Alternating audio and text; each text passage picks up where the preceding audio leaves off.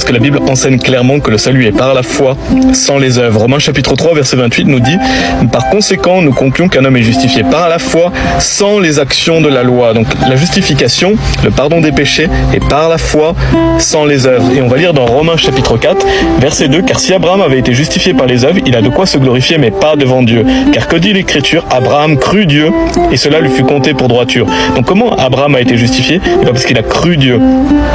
Verset 4. Or pour celui qui œuvre, la récompense n'est pas comptée en termes de grâce, mais de dette. Donc si vous justement vous dites que la foi ne suffit pas pour être sauvé et qu'il faut en plus les œuvres, ou si vous dites qu'il faut être sauvé par les œuvres ou garder son salut par les œuvres, alors la récompense n'est pas comptée en termes de grâce, mais de dette. Vous êtes débiteur de la loi, et la Bible dit que si on enfreint la loi en un seul point, on est coupable de toute la loi.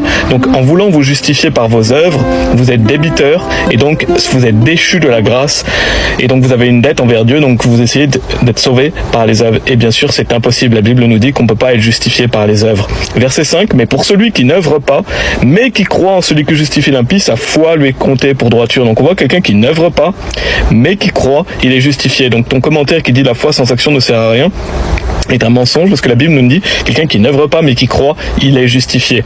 Et verset 6, alors même que David aussi décrit la félicité de l'homme à qui Dieu impute la droiture sans les œuvres. Sans les œuvres. Ce verset est très important parce qu'on voit que la Bible nous dit qu'on est justifié sans les œuvres. Et donc Romains, qui a été écrit par Paul, ne va pas contredire Jacques dans Jacques chapitre 2, parce que souvent les gens utilisent Jacques chapitre 2 pour dire que la foi sans les œuvres est morte, donc si on n'a pas les œuvres, on n'est pas sauvé.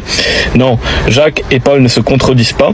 Jacques parle à des frères, on voit au début du chapitre 2 qui dit mes frères, donc il parle à des personnes déjà sauvées. Donc il n'est pas en train d'expliquer comment être sauvé, il explique la vie chrétienne. Et on va lire Jacques chapitre 2 verset 17.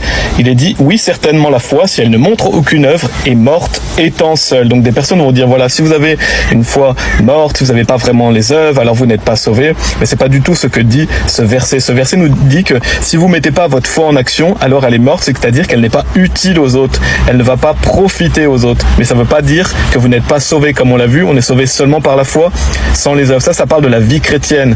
Quand on est sauvé, Dieu veut qu'on mette sa foi en action pour être utile aux autres, pour glorifier Dieu, mais ça c'est pas pour le salut, ça c'est la vie chrétienne et c'est pour être agréable à Dieu et donc être utile aux autres, parce que Dieu nous commande de se mettre à l'action une fois qu'on est sauvé. Mais on voit au verset 17 qu'il est dit étant seule. Donc si elle est seule, c'est qu'elle existe et donc elle sert à quelque chose. Bien sûr, elle sert à quelque chose. Pourquoi? Parce que seule la foi sauve et donc elle existe même sans les œuvres. Ce verset le prouve clairement. Donc c'est très important que vous arrêtiez de croire dans vos œuvres et que vous placiez seulement votre confiance en Jésus-Christ, et c'est ainsi que vous avez la vie éternelle.